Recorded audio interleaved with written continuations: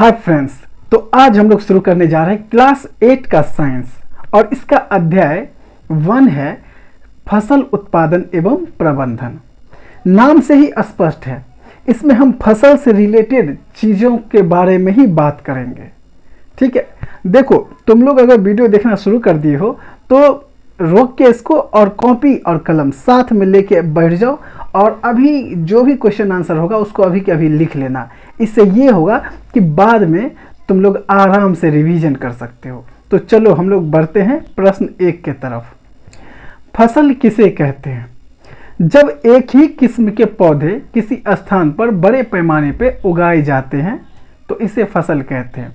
देखो, जब एक ही तरह का पौधा हो, चाहे वो गेहूं का हो, धान का हो, गन्ना का हो, मकई का हो, कोई भी हो, और वो बहुत बड़े पैमाने पर उगाए जाए तो उसे हम फसल कहेंगे। अब ये नहीं कि थोड़े दूर में जो है ना इतना एक मुट्ठी धान लिए और छींट दी और फिर धान वहाँ से धान का पौधा बड़ा हो गया तो फिर हम बोलेंगे फसल कर रहे। नहीं, जो भी होना चाहिए बहुत बड़े पैमाने पे होना चाहिए।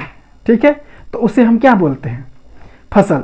तुम लोग जैसे ट्रेन से जाता होगा, सफ़र करता होगा, या बस से लंबे दूरी का बात कर रहा हूँ मैं, तो तुम देखता होगा कि जब जिस फसल का मौसम होता है तुम जैसे देखोगे कि अगर गेहूं है तो पूरा गेहूं ही गेहूं दिखाई देगा, धान का खेती है तो पूरा धान का खेती दिखाई देगा, पूरा धान ही धान दिखाई देगा, गन्ना है तो पूरा गन्ना ही दिखाई देगा।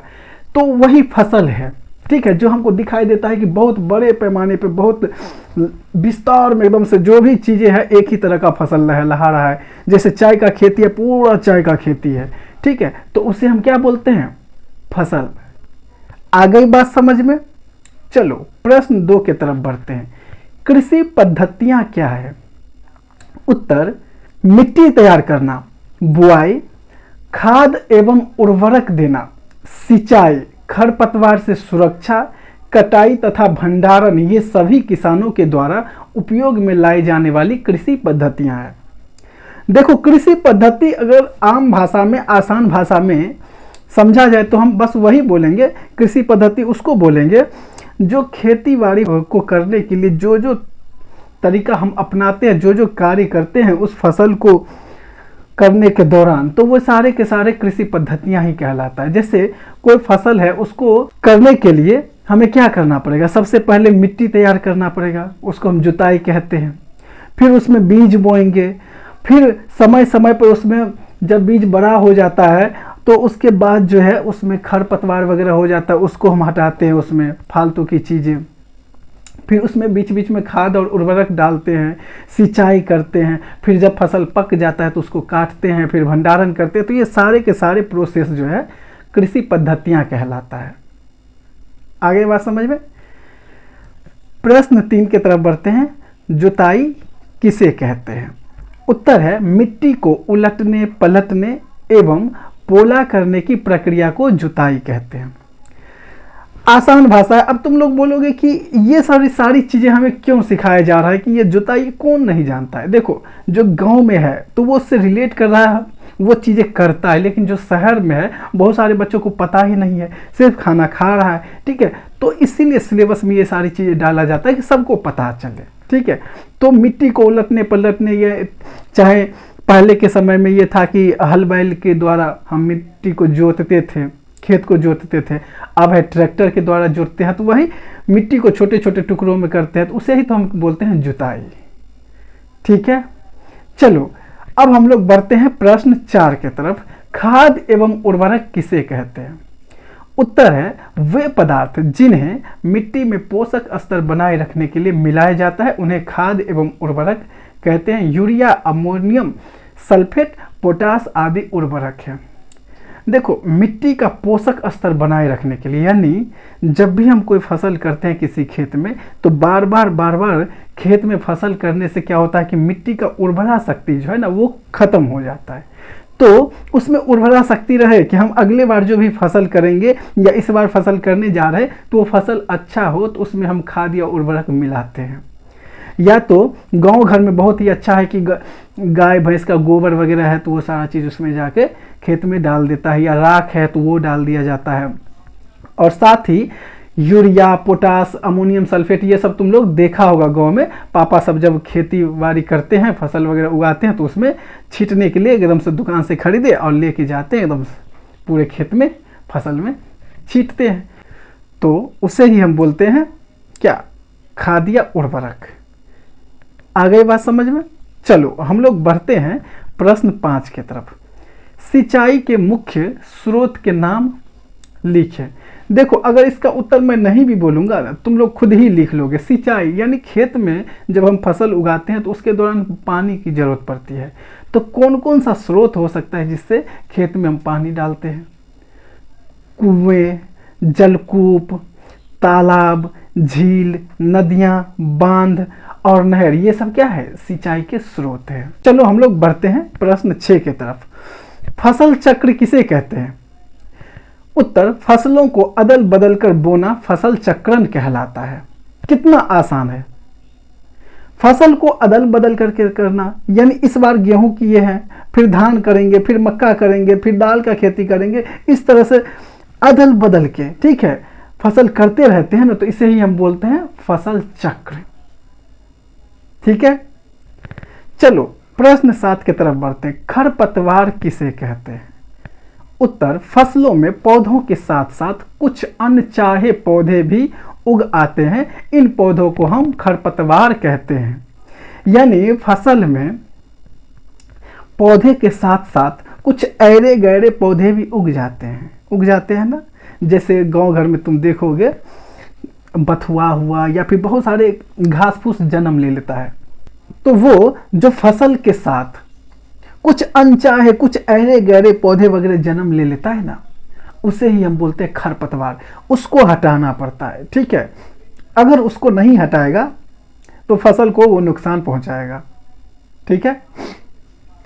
प्रश्न 8 की तरफ बढ़ते हैं। कंबाइन मशीन किसे कहते हैं? उत्तर है, कंबाइन मशीन एक उन्नत कृषि उपकरण है जो फसल की कटाई, गाहने यानी थ्रेसिंग और सफाई, विनोइंग के कार्य को एक साथ करती है। इसका उपयोग गेहूं, धान, मक्का, जौ जैसी अनाज फसलों की कटाई के समय और श्रम बचाने के लिए किया जाता है। देखो, कंबाइन मशीन जो है ना, नाम से ही स्पष्ट है, कंबाइन मशीन, ये एक ही में ऐसा मशीन है जिसमें एक ही मशीन है, उसमें दो तीन तरह का कार्य करता है। जैसे वो मशीन का काम होगा कि वो क्या करेगा कि कटाई भी कर देगा, फसल को काट भी देगा, फिर उसका थ्रेसिंग भी कर देगा और साथ में उसका सफाई भी कर देगा। तो ये सारी चीज़ें एक ही मशीन करता है, तो इसे ही हम बोलते हैं कंबाइन मशीन। ठीक है, आ गई बात समझ में? चलो बढ़ते हैं प्रश्न 9 की तरफ। निराई किसे कहते हैं? उत्तर, खरपतवार हटाने को निराई कहते हैं। यानी फसल में जो अनचाहे पौधे उग आते हैं तो उसी को हम जो छांटते हैं, जा जाके एक एक पौधे को जो चुन चुन के निकालना पड़ता है, तो उसे क्या बोलते हैं? निराई। अब है प्रश्न 10। थ्रेसिंग किसे कहते हैं? उत्तर, खेतों से काटी गई फसल से बीजों या दानों को भूसे से अलग करने की प्रक्रम को थ्रेसिंग कहा जाता है। यानी खेत से जो हम फसल काटे हैं उसके बीज या दानों को उसके भूसे से जो हम अलग करते हैं ना, उसे ही हम बोलते हैं थ्रेसिंग। जैसे तुम लोग देखा होगा, गांव घर में रहते हो, देखते होगे गेहूं सबको, क्या मस्त गेहूं को काट के लाते हैं और फिर थ्रेसर में डाल देते हैं, एकदम से गेहूं अलग हो जाता है, उसका भूसा अलग हो जाता है। ठीक है, चलो हम लोग बढ़ते हैं प्रश्न 11 की तरफ। बुआई किसे कहते हैं? उत्तर, मिट्टी को तैयार करने के पश्चात खेत में बीज बोए जाते हैं। उचित दूरी एवं गहराई पर खेत में बीज बोना बुआई कहलाता है। देखो, बुआई से पहले ना मिट्टी को तैयार किया जाता है, खेत को जोता जाता है, उसके बाद क्या होता है कि खेत में बीज बोया जाता है। और बीज कैसे? उचित दूरी एवं गहराई पर। अब ये नहीं कि गए और जेसीबी लगा के पूरे मिट्टी खून के हटा दिए एकदम से 10 फुट और उसमें जाके बीज को डाल दिया, ऐसे नहीं। उसका एक लिमिट होता है कि कितने नीचे, मिट्टी के कितने नीचे बीज को बोना है या कितना डिस्टेंस होना चाहिए। ठीक है, जो खेती बाड़ी करते हैं उनको पता होता है। जैसे आलू ही रोपते हैं तो पता होता है कि कितने कितने दूरी पे हमको आलू रोपना है। मक्का रोपते हैं तो पता होता है कि कितने कितने दूरी पे मक्का रोपना है। ठीक है, तो वो एक उचित दूरी होता है और कितने मिट्टी के अंदर डालना है। ये नहीं कि ज़्यादा अंदर डाल देंगे तो फिर वो सड़ ही जाएगा बीज। ठीक है, तो उसे ही हम बोलते हैं क्या, बुआई। जो हम बीजों को बोते हैं एक उचित दूरी, उचित गहराई में। ठीक है, खेत में। आ गई बात समझ में? चलो हम लोग बढ़ते हैं प्रश्न 12 की तरफ। सिंचाई किसे कहते हैं? उत्तर, फसलों को कृत्रिम रूप से आवश्यकता अनुसार पानी देना सिंचाई कहलाता है। देखो, सिंचाई का जो यहाँ पे परिभाषा दिया गया है उसमें यूज किया है कृत्रिम। ये जरूरी है क्योंकि पहले ये होता था कि खेती बाड़ी करता था तो किसान जो है ना मानसून पे डिपेंड रहते थे कि फसल जो करने का जो मौसम सीजन था ना वो बटा हुआ था कि इस मौसम में हमको ये फसल करना, इस मौसम में वो उस हिसाब से था कि जिसमें फसल को ज़्यादा पानी चाहिए वो बरसात के मौसम में ही किया जाता था। तो ऑटोमेटिक बारिश होती थी और आराम से फसल होता था। लेकिन अब तो बारिश उतना होता नहीं है, तो कृत्रिम तरीका से यानी हम अलग से कोई भी तरीका है, चाहे बोर्डिंग लगा दिए, मोटर लगा दिए, फिर उसके थ्रू या फिर नहर के थ्रू या कुआं के थ्रू किसी तरह से फसल में हम पानी डालते हैं, तो उसे ही हम क्या बोलते हैं, सिंचाई। ठीक है, चलो हम लोग बढ़ते हैं प्रश्न 13 की तरफ। जल संरक्षित करने वाले सिंचाई की 2 विधियों का वर्णन कीजिए। पहले प्रश्न समझ लो, बोलता है कि ऐसा कौन सा तरीका है, विधि है जिससे जल को हम बचा सकते हैं। ये नहीं कि फसल में डाल भी रहे और बर्बाद भी हो रहा है, नहीं, आराम से फसल में भी जाएगा लेकिन पानी वेस्ट नहीं होगा, तो उसका वर्णन करो। उत्तर है, जल संरक्षित करने वाले सिंचाई की 2 विधियां निम्नलिखित है। पहला छिड़काव तंत्र और दूसरा है ड्रिप तंत्र। तो सबसे पहले हम देखते हैं छिड़काव तंत्र को। इस विधि का इस्तेमाल असमतल भूमि जहां पर जल कम मात्रा में उपलब्ध हो के लिए किया जाता है। इसमें नलों के ऊपर घूमने वाले नोजल लगे होते हैं। जब पंप से जल मुख्य पाइप में भेजा जाता है तो वह घूमते हुए नोजल से बाहर निकल कर वर्षा की भांति छिड़काव करता है और यह विधि बलुई मिट्टी के लिए अत्यंत उपयुक्त है। देखो, छिड़काव तंत्र में क्या होता है कि ये उस जगह के लिए है जहां पे मिट्टी उभर खावर ऊंच नीच है। अब कहने का मतलब जमीन ही समतल नहीं है, तो उसमें अगर हम पानी एक तरफ से मान लो कि मोटर लगा के एक तरफ पाइप छोड़ दिया फिर उसमें पानी जाएगा, तो वो ऊंच नीच है तो वो सब जगह पानी पहुंच नहीं पाएगा। ऐसे में बहुत देर लग जाएगा, पता चला कहीं पानी का पूरा वो तालाब बन गया है खेत में और कहीं पानी गया ही नहीं है। तो इसीलिए यहाँ पे छिड़काव तंत्र का यूज किया जाता है। इसमें होता ये है कि पानी जो है ना जब पाइप से निकलती है तो वो फिर चारों तरफ फुवारा मार के घूमते हुए एकदम से पानी निकलेगा। तो वो क्या होता है कि चारों तरफ खेत में अपने आसपास जितना उसका क्षमता है, जितना दूरी कवर करने का, उतने दूरी में पानी पड़ेगा और आराम से सभी जगह जो है ना समान मात्रा में पानी पड़ेगा। तो इससे क्या होता है कि पानी की बर्बादी नहीं होती है। अब दूसरा है ड्रिप तंत्र। इसमें जल बूंद बूंद करके पौधों पर गिरता है और बेकार नहीं होता। यह कम पानी वाले क्षेत्रों के लिए एक वरदान है। यह विधि फलदार पौधों, बगीचों आदि को पानी देने के का सर्वोत्तम तरीका। देखो, अब ये ड्रिप तंत्र जो है इसमें बोलता है क्या कि पानी जो है ना बूंद बूंद करके पेड़ पे ही गिरेगा। ठीक है, तो इससे क्या होगा कि फालतू के जगह पानी ऐसे बर्बाद नहीं होगा। और ये खास करके इस ड्रिप तंत्र का जो है इस्तेमाल जो है बगीचों में या फलदार पौधों के लिए किया जाता है। यदि गेहूं को खरीफ ऋतु में उगाया जाए तो क्या होगा, चर्चा कीजिए। उत्तर है, गेहूं एक रबी फसल है। इसे शीत ऋतु में उगाया जाता है। खरीफ ऋतु जून से सितंबर तक होती है। इस समय में वर्षा काफी अधिक मात्रा में होती है, इसीलिए इसे वर्षा ऋतु भी कहते हैं। यदि गेहूं को इस समय उगाया जाए तो गेहूं के पौधे अधिक मात्रा में पानी मिलने की वजह से सड़कर खराब हो जाएंगे और फसल बर्बाद हो जाएगा। देखो, क्वेश्चन भी आसान है और इसका उत्तर भी उतना ही आसान है कि यदि गेहूं को खरीफ ऋतु में उगाया जाए तो क्या होगा। देखो, गेहूं रबी फसल है और खरीफ ऋतु में अगर उगाएगा तो उस समय क्या होता है कि बारिश ज़्यादा होती है, पानी ज़्यादा पड़ते रहता है और गेहूं को उतना ज़्यादा पानी नहीं चाहिए जितना उस समय पानी बारिश होती है। अगर खरीफ ऋतु में गेहूं को उगाया जाता है तो क्या होगा कि इतना पानी ज़्यादा पड़ेगा कि इसका फसल बर्बाद हो जाएगा। क्यों? क्योंकि इस फसल को उतना पानी नहीं चाहिए। खरीफ ऋतु में जो है ना, ज़्यादातर क्या धान की खेती होती है, क्योंकि धान को बहुत ज़्यादा पानी की आवश्यकता होती है। ठीक है, तो इसीलिए अगर गेहूं को खरीफ ऋतु में उगाया जाएगा तो क्या हो जाएगा, फसल बर्बाद हो जाएगा बहुत ज़्यादा पानी की वजह से।